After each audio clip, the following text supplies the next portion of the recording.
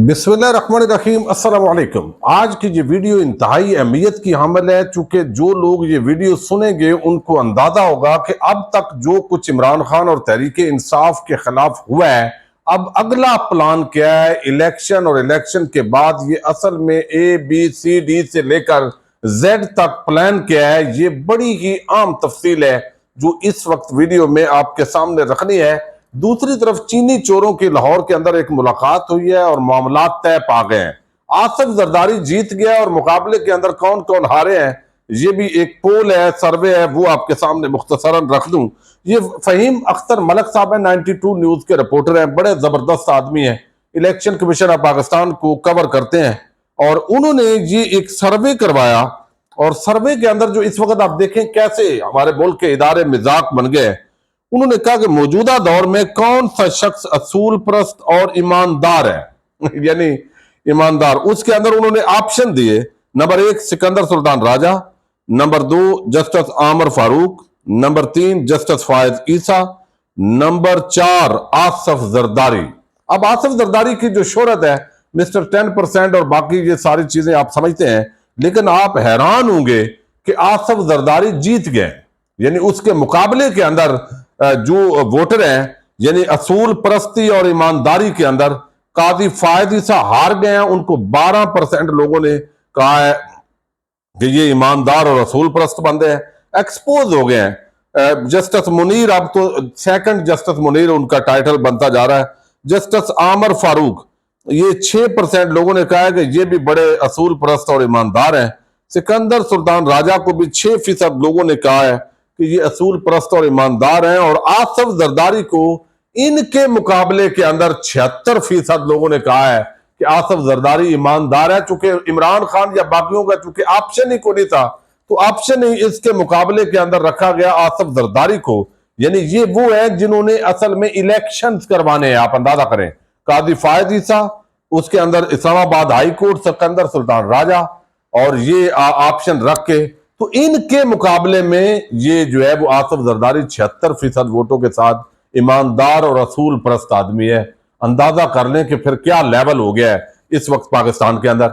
आज जो है वो पहले मुस्लिम लीग नून का एक राना सनाउल्लाह और बाकी साथियों के साथ वफद जो है उसने मुलाकात की है जहांगीर तरीन से, और कुछ सीटें हैं उन पर एडजस्टमेंट करनी है। अब वो करनी क्या है, जिन लोगों ने पार्टियां ज़ाहिर है तोड़वाई हैं और जो आगे पार्टियां बनवाई हैं, अवाम में वोट है कोई नहीं। नून लीग का फिर भी आप मुखालफत के अंदर जो भी कहें, लेकिन एक वोट बैंक है और वो अगरचे जीतने वाला वोट बैंक नहीं है, लेकिन इसके बावजूद बहुत सारी नशिस्तों में वो अपने प्रोपेगेंडे के जरिए जीत भी सकते हैं।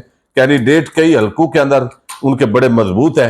अब वहां पर उनके साथ उन्होंने एडजस्टमेंट करनी है। फिर एक हवा भी है कि अगली हुकूमत नवाज शरीफ की झोली में डाल दी गई है। अवाम ने तो वैसे एक रस्मी कार्रवाई 8 फरवरी को अदा करनी है। अब यहाँ पे जो है वो जहांगीर तरीन से मुलाकात हुई है। फिर जहांगीर तरीन गए मॉडल टाउन, वहां पर शहबाज शरीफ की क़यादत के अंदर जो नून लीग का वफद है उसके साथ मुलाकात हुई है और कुछ नशिस्तों पर अब एडजस्टमेंट हो रही है। नून लीग के पास हालांकि गुंजाइश कोई नहीं है, पंजाब के अंदर गुंजाइश नहीं है, इसके बावजूद उनको एडजस्टमेंट करनी पड़ेगी, क्योंकि जो पिछली हुकूमत में साथ थे अगली हुकूमत में भी उन्होंने साथ होना है। फिर जिन्होंने इमरान खान को कमजोर करने के अंदर किरदार अदा किया है उन लोगों को अकामोडेट करना या करवाना होता है। तो इस वजह से नून लीग का कान पकड़ के भी उनको कहा जाएगा कि भाई ये करो, ये बंदे अपने हैं और इन्होंने खिदमात सर अंजाम दी हैं। तो ये एक तो ये चीनी चोर का जो नारा लगाते थे अतात आरड़ और बाकी, ये दोनों तरफ कहा जाता था ये चीनी चोर। तो चीनी चोरों के आपस के अंदर ये इकट्ठ हुआ है और आपस के अंदर मामला तय पा गए हैं। अब ये क्या मामलात है ये इलेक्शन में समझ आएगा और रही सही कसर इलेक्शन के बाद वो समझ आएगी कि चीनी का भाव ताव क्या होगा उस मामले के अंदर। अब एक बड़ा ही आम मामला है और वो ये, मैं अमूमन जो तज्जियात हैं उनको वजन नहीं देता। शेर अफजल मरवत की गिरफ्तारी का मामला था, लेकिन फिर ऑफिशियल न्यूज आ गई कि उनको छोड़ दिया गया। पिछली वीडियो के अंदर मैंने गिरफ्तारी का जिक्र किया था, लेकिन उनको जो है वो लोगों ने, अवाम जब बाहर निकलती है तो फिर पुलिस वाले इन बेचारों ने क्या करना होता है। यानी अब मुकाबला तो नहीं, लड़ाई तो पुलिस से नहीं करनी, लेकिन एक पुरअमन एहतजाज होता है और वो जब ज्यादा तादाद के अंदर अवाम निकले तो जुर्रत नहीं है कि कोई किसी को गिरफ्तार करे नाजायज मुकदमात में या इस तरह का काम करे। लेकिन अब ये देखिए, जो मंसूबे बनाए गए इमरान खान को रजीम चेंज के बाद मरलावार उनको हटाने के, अब अल्टीमेट क्या होगा, अगला प्लान क्या है, ये बड़ा ही आम जो है वो एक कॉलम है आज सुहेल वड़ैच का। सुहेल वड़ैच के कॉलम की ये अहमियत है कि अगर आप अंसार अब्बासी को पढ़ेंगे तो उसका मतलब होगा कि एस्टैब्लिशमेंट का जो बयानिया है वो उनके सहाफी हैं अंसार अब्बासी, वो यानी उनका मौकफ दे रहे हैं, यानी अनऑफिशियल तरीके से जो सहाफत को समझते हैं उनको पता है। इसी तरह जो सुहेल वड़ैच जब बात कर रहे होंगे तो उसका मतलब होगा कि नून लीग और जो एस्टैब्लिशमेंट है मुश्तरका तौर पर जो उनका फहम है वो दोनों तरफ चुके रहते हैं, तो जरदारी साहब से भी उनकी मुलाकात होती है, तो वो सारा जो ओवरऑल है इस वक्त उनका तजिया काफी हद तक दुरुस्त साबित होता है। अब इस पूरा जो प्लान है इसको उलट पुलट कर सकती है तो सिर्फ अवाम कर सकती है, अवाम। अब यहां पर जो नवाज शरीफ को वजीर आजम बना के आज 90% जितवा भी दिया गया है, ये मैं आपके सामने रख रहा हूं, बड़े ही आम पॉइंट्स है। इसके अंदर वो कहते हैं दवाई ज्यादा डाल गई तो, यानी ये मामला है। बेसिक इसका थीम ये है कि नवाज शरीफ और नून लीग जीत रही है, चूंकि पीटीआई का कोई बंदा जब इलेक्शन में लड़ेगे नहीं, जो तकड़ा होगा उसको जेल में डाल देंगे, मुकाबले में बंदे नहीं होगा तो यकतरफा तौर पर ज्यादा सीटें तो नून लीग लेगी, लेकिन इतना खुला भी नहीं छोड़ा जाएगा। और आज ही उसकी अक्स भी हमें नजर आया, बलूचिस्तान से पीपल्स पार्टी को बड़ा हिस्सा दिया जा रहा है और शायद वो ज्यादा विनिंग पोजीशन में आ जाए, और दूसरी तरफ जो है वो उनके पास बलूचिस्तान भी है, यानी सिंध ऑलरेडी मौजूद है, तो पंजाब, और ये बैलेंस किया जा रहा है। और ये बात सुहेल वड़ैच ने कॉलम तो कल लिखा है, आज छपा है, लेकिन अमल दरामद आज जो है वो नजर आया, इसका मैं आपके सामने रखता हूं। अब वो कहते हैं कि इंतखाबी नक्शा फिलहाल बन नहीं पा रहा, पंजाब के तकरीबन हर हल्के में नून लीग का उम्मीदवार तो मौजूद है, मगर तहरीक इंसाफ का उम्मीदवार कौन बन पाएगा अभी तक कंफर्म नहीं हो रहा। यही वजह कि अभी तक इंतखाबी माहौल नहीं बन रहा। जब तक दो मद्दे मुकाबल आमने सामने ना हो उस वक्त तक गर्मजोशी पैदा नहीं होती। इंतखाबात में तखीर की अफवाहों के साथ साथ ये वादे होता जा रहा है कि चीफ जस्टिस ऑफ पाकिस्तान इस हवाले से वादे मौकफ रखते हैं और वो किसी भी तखीर के रास्ते में मदाम होंगे। चुनाचे वो कहते हैं कि ये लाजमी इलेक्शन तो हो रहा है। अब तक इंतखाबात की जो सूरत हाल नजर आ रही है, इसमें दई हल्कों में नून लीग को वादे वाक ओवर मिल रहा है, क्योंकि या तो नून लीगी उम्मीदवार का रवायती और तकड़ा हरीफ अपनी पार्टी छोड़ चुका है, और अगर वो तहरीक इंसाफ में है तो गायब है। तहरीक इंसाफ का वर्कर डरा और सहमा हुआ है और लग रहा है कि इलेक्शन तक तहरीक इंसाफ को और दबाया जाएगा। अब ये मंसूबा है, देखे मुकाबले के अंदर आपको इल्म है, दई इलाके, ये बिल्कुल उन्होंने सही बात की है। पार्टी का वोट बैंक है, लोग इस वक्त बड़े बाज़मीर हैं, सोशल मीडिया पर इस वक्त एक बड़ा तूफान है, और उसकी वजह से आप समझें कि 30-40% जो वोट है वो वोट के अंदर कन्वर्ट होती है चीजें।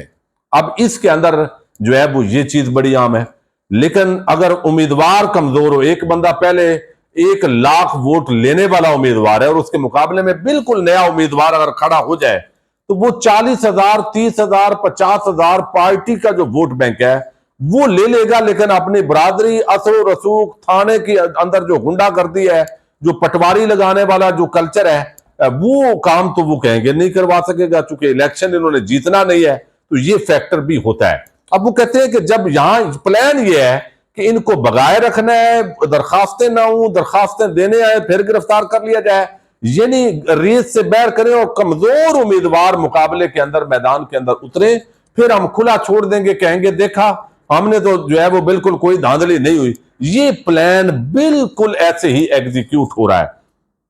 अब वो कहते हैं इमरान खान की नया लीग का इम्कान है, मजबूत उम्मीदवारों को खड़ा ही होने ना दिया जाएगा, यूं नून लीग के लिए राह हमवार होगी। खौफ और डर की यही सूरत हाल बरकरार रही तो नून लीग बासानी सादा अक्सरियत ले लेगी, और अगर दवाई ज्यादा डल गई तो नून लीग को सादा अक्सरियत से भी ज्यादा 2/3 के करीब भी अक्सरियत मिल सकती है। क्योंकि जब होने ही एक तरफ है, जब एक बंदे को मुसल्लत करना है अवाम पे और तय हो गया है तो फिर कुछ भी हो सकता है। संदूकों से हो सकता है वोट कोई और डाले, निकले कहीं और से। अब वो कहते हैं इमरान खान की नया लीग का इम्कान है ज्यादा। वो कहते हैं कि चांस जो है ये एक थ्योरी है जिसका चांस 90% है, लेकिन एक दूसरी थ्योरी भी बड़ी मजबूत है जिसका चांस अगर सिर्फ 10% है, लेकिन उसे रद्द करना मुश्किल है। और वो थ्योरी ये है कि अगर थोड़ा सा भी हाथ हल्का हुआ तो तहरीक इंसाफ का नाराज वोटर इलेक्शन वाले दिन बाहर निकलकर बिलखसूस बड़े शहरों और बिलअमूम छोटे कस्बों में सारे इंतखाबी नताइज को उलट देगा। कहा जाता है कि पीटीआई का वोटर इलेक्शन का इंतजार कर रहा है, उस दिन वो बाहर निकलकर सबको हैरान कर देगा। फिलहाल ऊपर दी गई दोनों थ्योरियां गैर साबित शुदा है, आने वाले दिनों के अंदर वो कहते हैं इसका पता चलेगा। ये एक बड़ी, ये भी आम बात है। इंतखाबात के हवाले से एक मनसूबाबंदी ये भी की जा रही है। अब ये मंसूबे आप समझे आगे, और ये यानी ज़ाहिर खबर के बेस पे एक तजदिया होता है सुहेल वड़ैच का। वो कहते हैं कि मनसूबाबंदी ये भी की जा रही है कि तहरीक इंसाफ के लोग या तो आजाद इलेक्शन लड़े या फिर तहरीक इंसाफ के टिकट पर इलेक्शन लड़े, मगर इलेक्शन के बाद वो या तो आजाद ग्रुप बना ले या इस्तेकाम पार्टी के साथ इल्हाक कर ले। कुछ का ख्याल है कि ये आजाद ग्रुप नून लीगी हुकूमत का पैट्रियाट की तरह जो है वो मुआवन साबित होगा। इस मनसूबाबंदी के मुताबिक इस तरह तहरीक इंसाफ के वोट लेकर आने वाले 40 के करीब अरकान का एक अलग ग्रुप बन जाएगा। ये लोग आने वाली हुकूमत को सपोर्ट करेंगे। यानी ये है कि अगर पार्टी छोड़ेंगे कुछ लोग तो वो उनका तासर यह है कि फिर हमारा वोट बैंक खराब होगा, तो वो पार्टी के टिकट पर इलेक्शन लड़के कामयाब हो, 40-50 लोग अगर कामयाब हो जाते हैं तो उनको इसी तरह थ्रेट करेंगे, इसी तरह उनके घरों पे डाके डालेंगे, इसी तरह अगवा करेंगे, यही जो गुंडागर्दी है वो जारी रखेंगे। तो वो बिल आखिर जब ये बदमाशी जारी रहेगी तो उनको पार्टी छोड़नी पड़ेगी और फॉरवर्ड ब्लॉक बना के तो पीटीआई को पार्लियामेंट से मुकम्मल आउट कर देंगे। ये भी प्लान जो है वो ये ज़ाहिर है प्लान एक तो इंसान बना रहा होता है, लेकिन अल्लाह ताला की कुदरत बेहतर जानती है। ज़ाहिर है ये एक थ्योरी है उनकी ना। वो कहते हैं कि वो चाहते हैं कि वोट तो तहरीक इंसाफ की लें लेकिन बाद में फैसला आजादाना तौर पर करें। ताम इस हवाले से नून लीग की क़यादत और मुल्क के दूसरे बाख्तियार शख्स ने अपने शदीद तहफ़्फ़ुज़ात का इज़हार किया है। उनकी राय में ये है, अब दूसरा बाख्तियार शख्स कौन है? एक नून लीग है तो दूसरा बाख्तियार शख्स वो कौन हो सकता है? उनकी राय में ये इंतखाबी घोड़े इंतहाई नाकाबिल एतबार होंगे और उनकी मदद से जो भी सियासी इमारत खड़ी होगी वो नापायदार होगी। अमारत कौन सी है भाई? करप्शन की अमारत, ठीक है। लोगों के इंसानी हकूक की पामाली की जो भी इमारत तामीर करने का मंसूबा है वो ज़ाहिर होगा।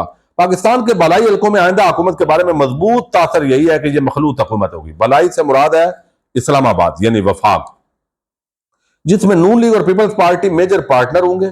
नवाज शरीफ वजीर आजम होंगे और आसफ जरदारी सदर के उम्मीदवार होंगे। हालिया दिनों में आसफ जरदारी ने मुक्तदरा के साथ मुलाकात करके सिंध में दोबारा से अपनी पोजीशन मुस्तहकम कर ली है। जरदारी साहब ने बिलावल भुट्टो को भी मना लिया और बलाई हल्कों में यह खदशा मौजूद है कि अगर दवाई ज्यादा डल गई तो नून की मजबूत हुकूमत बन जाएगी, जिससे माजी की तरफ फिर मुक्तदरा से लड़ाई होगी।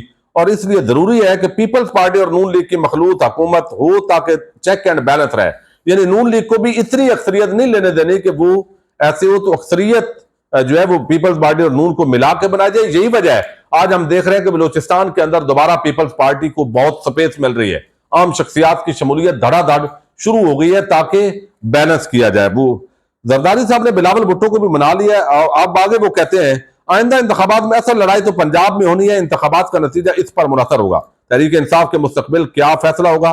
बलाई हल्कों में मुल्क के सबसे बड़े सूबे की वजारत आला के बारे में भी अभी से 6 मुगोइयां शुरू हो चुकी हैं। कहा जा रहा है कि अगर वजारत उज़्मा शरीफ खानदान को मिलती है तो फिर वजारत आला इस खानदान के किसी और फर्द को नहीं मिलनी चाहिए। सूबा खैबर पख्तूनख्वा के बारे में अमूमी हल्कों में यह राय पाई जाती है कि सूबा तहरीक इंसाफ को जीतने दिया जाए और उसी पार्टी की हुकूमत बनने दी जाए। अगर इस हुकूमत ने जारहाना तर्ज अमल इख्तियार किया तो इसकी छुट्टी करा दी जाएगी। पख्तूनख्वा में तहरीक इंसाफ को हुकूमत मिलने से जानबदाराना इंतखाबात का तासर भी खत्म होगा और हुकूमत यह कह सकेगी कि जहां तहरीक इंसाफ अक्सरियत में थी तो वहां जीत गई है। तो ये ओवरऑल एक पूरा जो है वो प्लान सामने आया जी। अब उन्होंने आगे अपने जाती राय का भी इजहार किया है और वो कहते हैं कि इनको एक दूसरे के मुखालफ होने के बजाय जो सियासतदान फौज या सियासी जमातें ये सब रियासत की मजबूती में अहम किरदार अदा करती हैं, इनको एक दूसरे के मुखालफ होने के बजाय एक दूसरे की मजबूती के लिए कदम बढ़ाना होगा। सियासतदान हो या फौजी, हर एक को आइन के मुताबिक अपनी हदूद में रहना होगा। अगर ये होगा तो रियासत चलेगी, वगरना हम दबाल का शिकार ही रहेंगे। यही तो मसला है बड़ा, सब आपको भी पता है। आइन की हदूद में कोई रहना नहीं चाहता। बहरहाल पाकिस्तानियों पर अल्लाह रहम करे। पाकिस्तान जिंदाबाद, पाक फौज पाइंदाबाद।